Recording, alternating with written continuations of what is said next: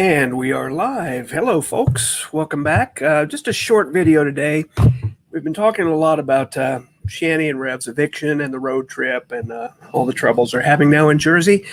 And I've noticed a recurring theme that people are thinking they got thrown out for not paying the rent. Well, I don't think so. And I think this needs to be talked about a little bit. It'll be a short video, but I do want to demonstrate why I think that's not the case. And I will start out by sharing my screen and show you why I think this is not the case. Get the big screen going here. Now I'll go ahead and biggin this up for you guys so you can see a little better. This is from NOLO, which is a law website. Talks about laws in various states and does a pretty good job of enumerating the law so we can understand it. So here we are looking at the eviction process in Colorado and the rules for landlords and property managers. And here we go. I'll just read a little bit for you. I don't know if you can read it very well on the screen. When evicting tenants in Colorado, landlords must carefully follow the rules, yada, yada, yada. It's not really what we're talking about.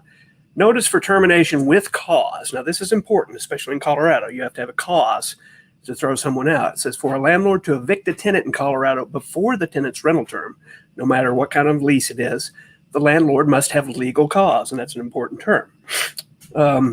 State laws define legal cause as failing to pay rent is one, violating the lease or rental agreement, or committing a serious act such as a crime or violence towards another resident. And it goes on to articulate the difference between those things. Failure to pay rent is specifically said if the tenant has not paid rent or violated the lease or rental agreement, then the landlord must give the tenant a 10-day notice. Again, this is state law in Colorado.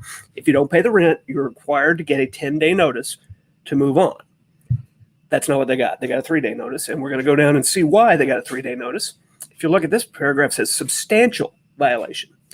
The tenant can also be evicted for committing more serious acts, such as violence towards another tenant. We did see Rev give death threats on camera, and we don't know what's happened off camera, but we do have a demonstration of that on video.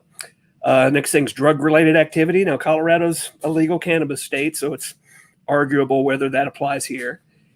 Or criminal activity at the rental unit or on the premises. And I'm going to click this link here to show you what they define as criminal activity.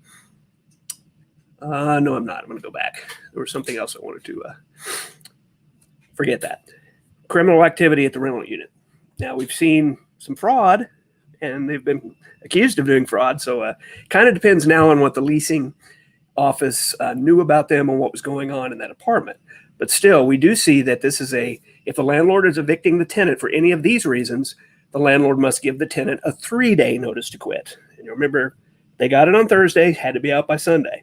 That's by definition a 3-day notice to quit.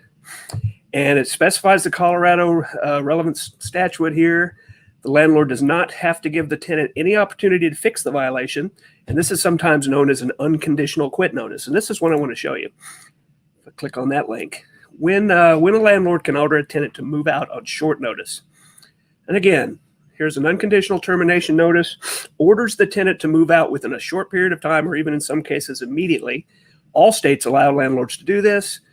When the tenant has repeatedly violated a lease clause, let's say smoking in the unit, it's on their lease, and not just pot, just smoking in the unit, this was not allowed here, has substantially damaged the rental unit.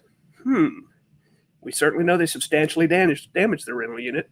Is dealing drugs, we don't really have any evidence of that, or for other specified reasons, which goes back into the criminal activity. So there you go. I see some people in the chat are talking about I'm mistaken. This wasn't the first notice. They had to see a judge. They had to see a judge to make an agreement, and I believe what it was the rent plus $1,000 to try to get caught up, and he violated that agreement. But even if he did, as we saw earlier, that's a 10-day notice. Failure to pay rent is a 10-day notice. Substantial violations is a 3-day notice. They were kicked out for substantial violations. They got a 3-day notice. And you notice the reddish color of the thing that was posted there. If the tenant does not move out of the rental unit by the end of 3 days, then the landlord can file an eviction lawsuit. And that's what would have happened next had they not gotten out of there by Sunday. So, Mothra says, interesting theory. I don't think it's theory. This is the NOLA website. It's copyright 2021. It's current law. If you get a 3-day notice, that's for substantial violation. So, yeah, on that, depending on what the substantial violation that the leasing office believed it was, they may be facing some criminal liability here. We'll find that out in the next few. But I certainly don't. I'm not privy to that information, but it's certainly a possibility. So that's kind of what I wanted to get out in a short little video here. Seeing a lot of folks in the chat saying they were thrown out because they couldn't pay for the rent. Shanny and Rev have been talking about that. And oh my gosh, we weren't even given any notice. We weren't given a chance to pay, blah, blah, blah. No, none of that applies. A failure to pay is a 10-day notice. A substantial violation is a 3-day notice. And that's what they got. So I'll see you guys around the streams and around in Discord. Feel free to ping me on Discord or catch me in another stream if you have any further questions about that. Hi-ho. Have a great day.